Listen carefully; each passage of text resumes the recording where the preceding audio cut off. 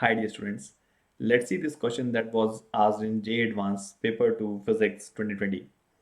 This was a simple question based on work energy theorem and this involved the concept of dipole and potential energy. So let us see what is happening over here. Initially, there's like a string is hanging which contains on the bottom end of the string, a particle with charge q and mass m is present. Now an external agent brings a dipole from infinity very slowly and places the dipole at this location where the charge was initially present. Due to the electrostatic repulsion between the charge and the dipole, the charge has taken, like it has deviated by an angle of alpha, as you can see over here. So we have to find the work done by the external agent in the form of n into mgh. So basically we have to represent our answer in terms of some numeric constant into mgh, right? Out of charity, IIT has given you the that this length is 2L sine alpha by 2, which anyway was computable very easily. But they've also given one important hint to use Lami's theorem. Now, what is Lami's theorem? Let us first understand that. I'm sure many of you might be knowing that, but still, let me tell you what is Lami's theorem and how do we prove that. So basically, it says that when three forces are in equilibrium, let us say this is F1, this is F2, and this is F3. So if these three forces are in equilibrium, that means the vector sum is 0, then the magnitude of the force divided by sine of opposite angle is constant. So for example, if this angle is alpha 3, this angle is alpha 1, and this angle is alpha 2. So according to Lami's theorem, F3 by sine of alpha 3, that means this force divided by magnitude of this, sine of this, is equals to F1 divided by sine of alpha 1 is equals to F2 divided by sine of alpha 2. Now this is nothing but sine rule only, correct? So we can, if you want to see the proof of that, then I can simply show you that this can be proved very easily.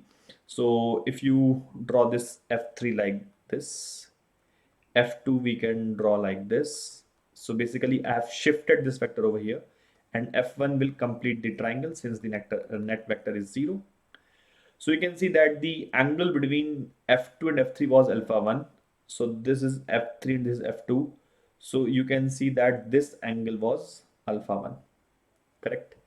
Similarly, if you see that angle between F3 and F1 was alpha 2. So this is F3 and this is F3 and F1 was alpha 2, sorry. So F3 and F1. So basically, if you extend this, then this angle will be alpha 2.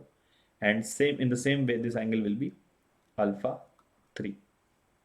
Now it is very easy to see by sine rule that this length, which is F3, divide by sine of this angle, correct? So basically this will become 180 minus alpha 3. So F3 upon sine of 180 minus alpha 3, which anyway is sine alpha 3 only, is equals to F2 upon this sine of this angle.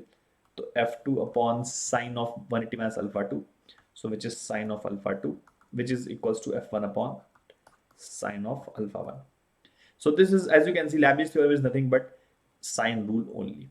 So IT had given an idea to use this theorem, so which we will use. I will tell you a magical solution, just 2 or 3 lines, and you will get the answer. So let's see how do we do this question.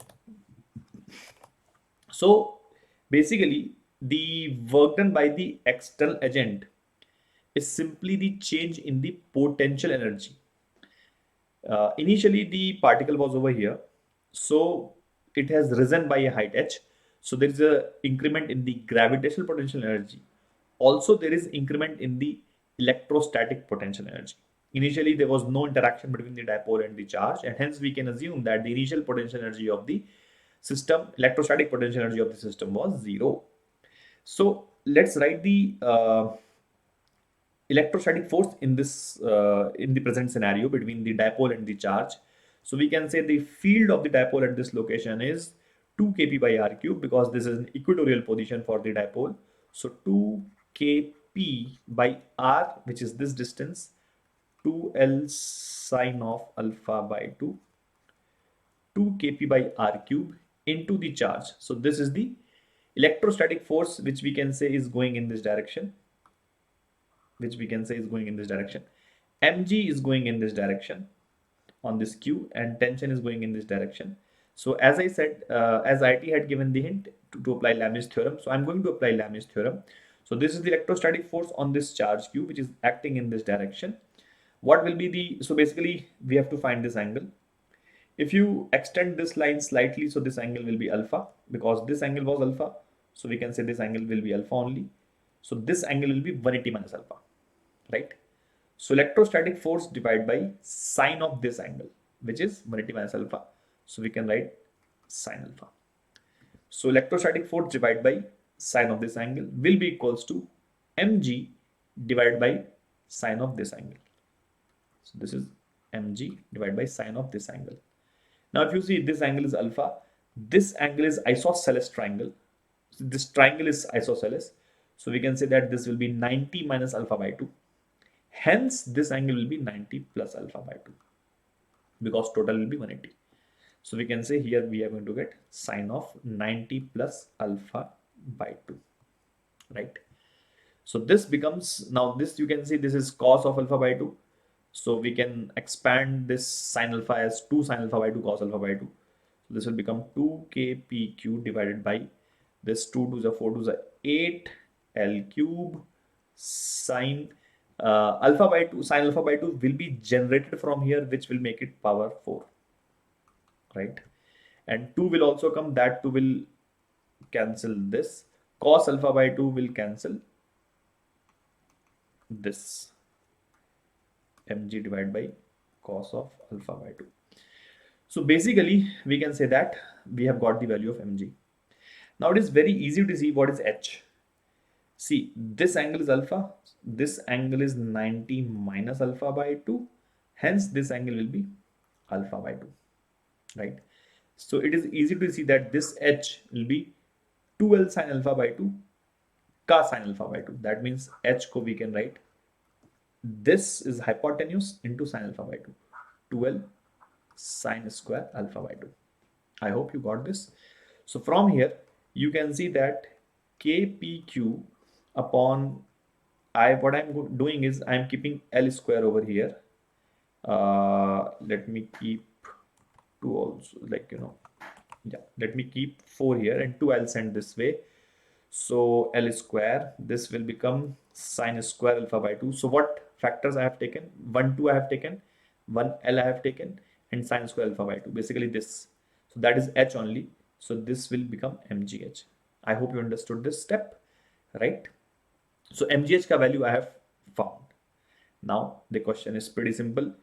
So initial potential, gravitational potential energy we can assume to be 0 of this particle.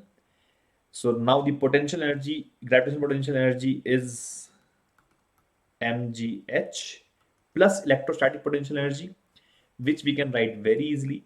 The potential of the dipole at this point is kp by r square. So which is kp by r, which is again 2L sine alpha by 2. So which when squared will become like this into the charge. So you can see this is the net electrostatic potential energy, and this is the net gravitational potential energy, or we can say gain in the gravitational potential energy. So this is the net energy of the system, which must have been equal to the work done by the external agent, since initially there was no potential energy. And you will be happy to see that this is nothing but mgh itself. So the answer becomes 2 mgh. Hence n becomes 2, because we were required to find the answer in terms of n into mgh. So n becomes 2. So I hope you would have been happy to see the solution. This was, in my opinion, a very crisp, small, short solution. Thank you.